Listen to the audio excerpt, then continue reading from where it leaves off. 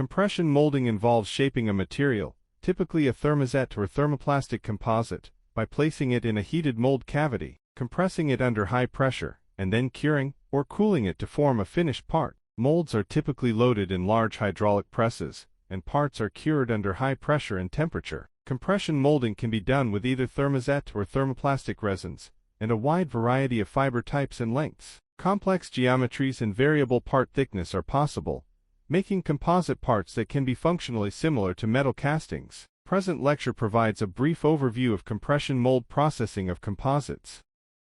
Like our TM, compression molding is excellent for producing parts with all sides molded geometry. Multiple mold components and inserts create a cavity that is loaded with the material to be molded. The mold is closed with a top force or plug member.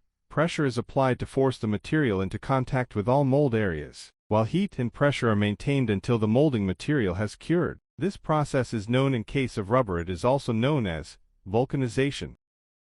Compression molding process is versatile enough to allow use of thermosetting resins and thermoplastic materials like polypropylene, polycarbonates which have been reinforced with fibers. Besides these, many molding compounds including sheet and bulk molding materials are easily processed through compression molding. Details of these materials are presented on the screen.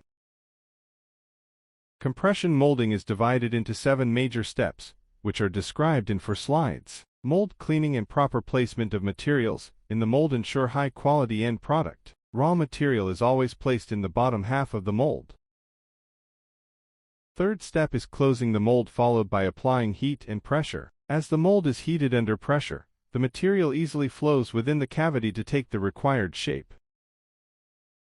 For thermosets, heat initiates a chemical reaction called curing, which solidifies the material, while in thermoplastics material cools and solidifies in the mold. During demolding, finished part is ejected using ejector pins or manually removed. Final steps in compression molding are trimming of the workpiece followed by surface finishing through polishing or painting. It must be kept in mind that no product should leave the floor shop without quality control.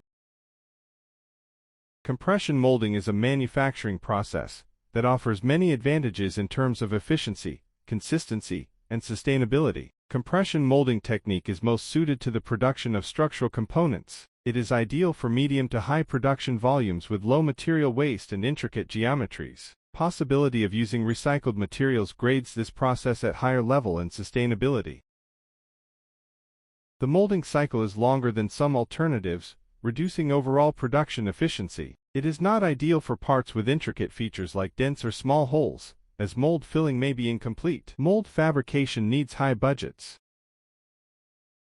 Major applications of compression molding in the fields of automobiles, aerospace, electrical and consumer goods are flashed on the screen.